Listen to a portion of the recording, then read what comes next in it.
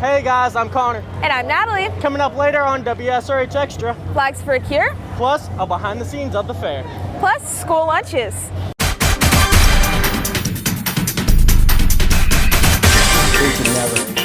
They're competing for.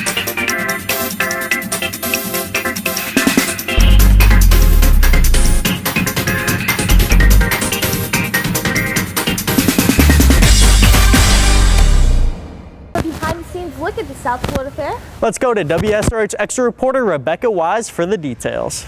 Living in South Florida always has its perks, and the South Florida Fair is on the top of the list. With talented entertainers and ticket sales skyrocketing, the fair is more than amazing.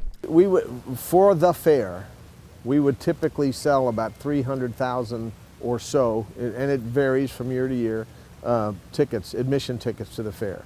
And then we give away a tremendous number of tickets. Like we give 100,000 tickets to the Palm Beach County School District so that every student in Palm Beach County has a ticket to be able to come to the fair. The fair also gives tickets for the good deeds. We provide a lot of tickets through promotions. For example, this year we did a promotion last Saturday with the Palm Beach County Food Bank at one of the local shopping malls. And if a person brought three canned goods, they got a free ticket to come to the fair on any Tuesday, Wednesday, or Thursday. And that little promotion right there generated 1,000 tickets out into the community and a tremendous amount of food for the food bank. This year, Brown Entertainment is bringing us very talented aerialists. Today we're performing with Brown Entertainment at the South Florida Fair. We're professional aerialists and we'll be performing a Las Vegas themed show every hour.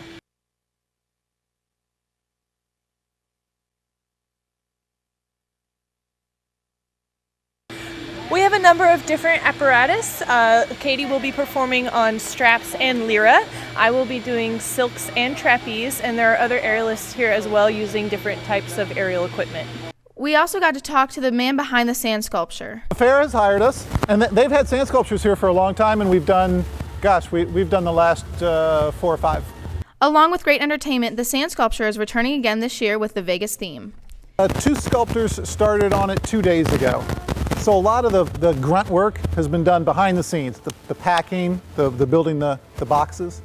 It's more or less a team effort. You know, we'll work it through the fair. So actually not all the way through the fair, through the 22nd. Sculpting all 250 tons of sand only takes a week or 2 with this dedicated team.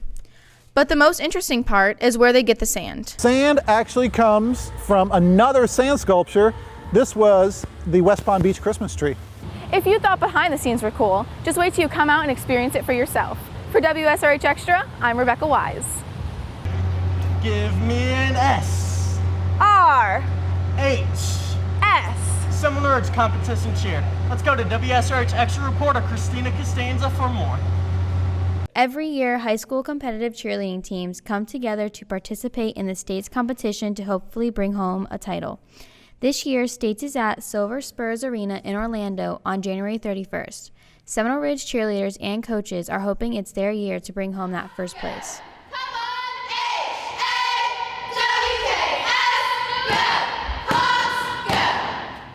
Oh, they're in a very excellent position.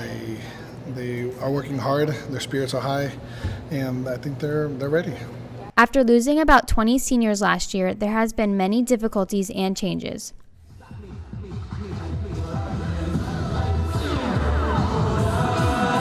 Previous years, I've been with the team this is my 4th year now, and previous years the team, half the team had competed together for a good 10 years of their lives. So this year's team is all very novice, which means that a lot of them have never cheered before, or a few of them have never cheered before, and none of them, other than 5, have actually cheered together at a competitive level. So that's the biggest challenge to overcome.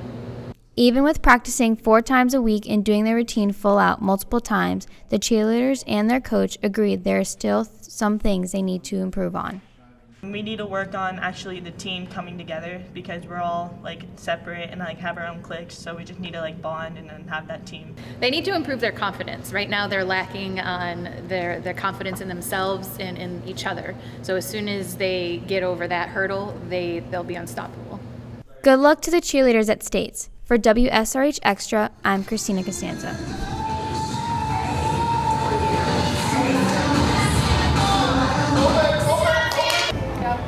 order to graduate, we need 20 community service hours. For those of you who don't have them or not enough, let's go to WSRH Extra Reporter Alexis McGlory for more. Community service hours are one of the key factors to graduating. Are you ready to graduate? There's lots of things you can do. There's projects on campus. There's certain clubs that help maintain our campus, such as the campus planters where the trees are in the courtyard.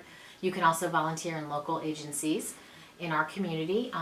We do ask that you always volunteer at a nonprofit agency. So what that means is a place that's not a place of business, a place that functions because it needs volunteers to function. So animal shelters, schools, hospitals, other nonprofits that serve our community. In the state of Florida, 20 hours of community service are required to graduate high school. So you do have to do at least 20 hours in order to graduate.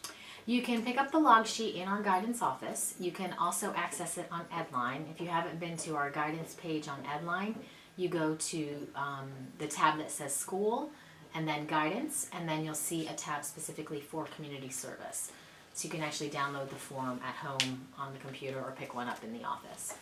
You will turn them into your school counselor, so you want to make sure that you keep a copy of anything that you log. It's really important that you always keep a copy, and you'll just turn it in the guidance office to your school counselor's basket. The best time to do that is probably before or after school or during lunch. Having to go to school and earn community service hours could be challenging, but did you know we offer a class here at the Ridge? Most students take community service class in place of a privilege.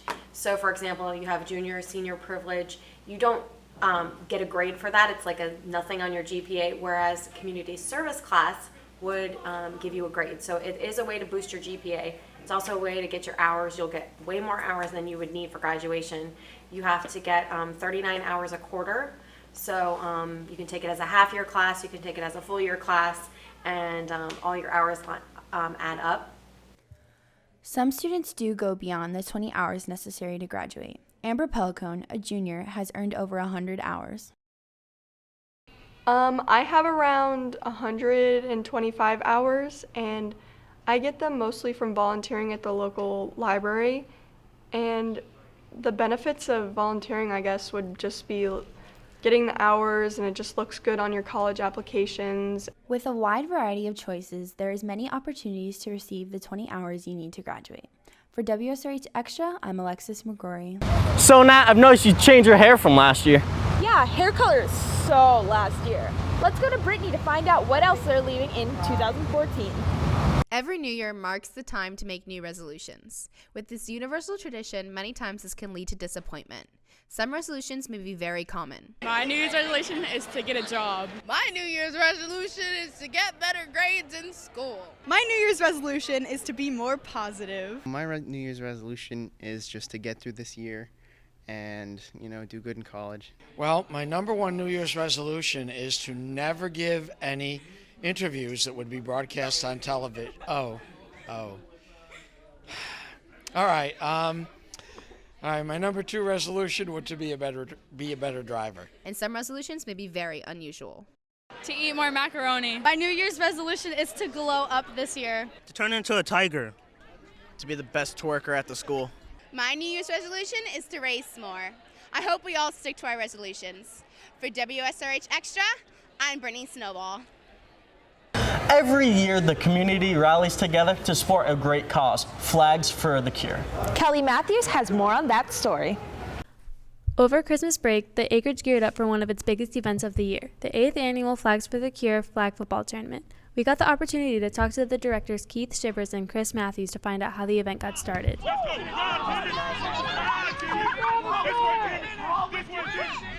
Well, we happen to be at a little bit of a social event at Chris's house and discussing girls flag football, and we wondered why there wasn't a tournament for girls flag football.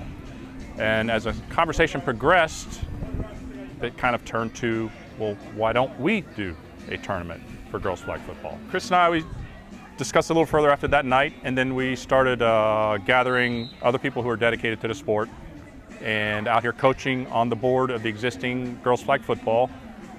We put together our original board and just started working on the idea, getting the park secured, and just working through the format of how we were going to do it. I think next from there was picking a date, and that was our first year. When the tournament started, only 15 teams were participating. Over the past 8 years, the tournament has grown tremendously. 57 teams registered this year and participating. Our highest number of players was at 770 at one point. Congratulations to all the athletes that are out here today. Throughout the week of the tournament, the survivors are honored for their journey through the fight. But on Saturday, January 3rd, they have a ceremony dedicated to them and those who have passed. We try to include as much of the message that we're trying to help with as far as fighting cancer and finding the cure for cancer. So we try to incorporate anybody we can gather that is either a survivor, and also we try to honor all that have lost their fight with cancer. So it's a double-edged sword. We want to celebrate the fact that we've raised a good bit of money in our community, but we also want to make sure that we're honoring and supporting the ones that are still in the battle, and try to let them feel the love of our community, so to help them continue and stay in good spirits and have a good attitude for fighting the disease they've been inflicted with. For WSRH Extra, I'm Kelly Matthews. For a behind-the-scenes look at Yesteryear Village. Let's go to WSRH reporters Lori and Kamar. Here at old Yesteryear Village, Florida is taken back to the 1800s where there were no phones or fancy technology like we have today, just good old-fashioned hard work. I got a chance to interview some of the attraction owners about what they're preparing to do for the fair. Okay, well, the shoe shop and the jail worked together. It was called a cozy cottage, and they cut them in half and made this into the shoe shop, and they made that into the jail. And this wasn't the original Dixie shoe repair, but they took all the things from the store and put it in here. So, in here a while, it's just that nobody's been opening it up and showing it. So I have a friend that works here, and so she said, "Don't you want to open this up?" And I'm like, "Yeah, I love shoes, I'll do it." So I started with Spookyville, and I've been doing it since Spookyville. One of the people that came owns a shoe shop in Loxahatchee, and so he might come and volunteer, and he said all the machines in here work, so maybe he's going to show me how to fix shoes. Of all the attractions, there was even a hunting cabin, so you could rustle up some dinner over a fire. What we're going to do here is we're going to try to bring people back to that time period. We're going to show them how you actually had to live back then. You're going to have the fire going. We're going to be cooking wild game. We're going to show them how to cook it. We're going to show them how the windmill works with the water. We'll have a garden on the other side. We'll show them how we grow our vegetables. And then we'll go through the experience of the people that actually lived in that time and what they had to do to actually move forward. So it's going to be a good experience for the fairground. Right here is an actual schoolhouse that they took from Loxahatchee back in the day, and they brought it here to Yesteryear Village to use as an attraction. Engines, kids do not, but they will be able to see examples of models of engines that ran for 100 years and helped develop South Florida. Flagler's East Coast Railway celebrated its 100th anniversary 2 years ago when there was an exhibit in the Expo building. We grew from that to develop this exhibit just to utilize this building, which had been essentially vacant. So while at the fair, stop by Yesteryear Village to get that nostalgic feeling of old Florida.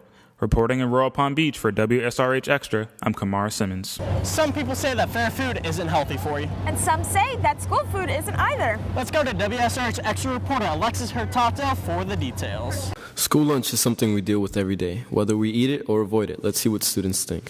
Most of the food at the school is nasty, but I usually eat a chicken sandwich. Some students choose one of the only alternatives to school I lunch. like the vending machine stuff and like cookies and chicken sandwiches. What's your least favorite school lunch? Everything else on the menu. The chicken sandwiches are pretty popular among students. Whatever they have, probably chicken sandwich from the lunch line. Well, I like chips and chicken sandwiches with ranch. What's your least favorite? I don't really like burritos or anything Mexican, really.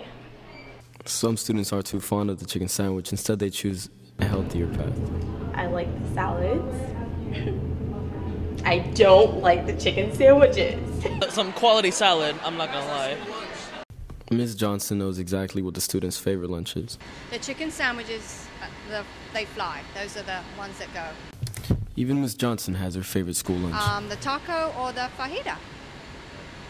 Happy New Year, Hawks, and that's going to do it for this week's edition of WSRH Extra. We now leave you with this week's Edit to the Beat by Frank, Riley, and Caleb.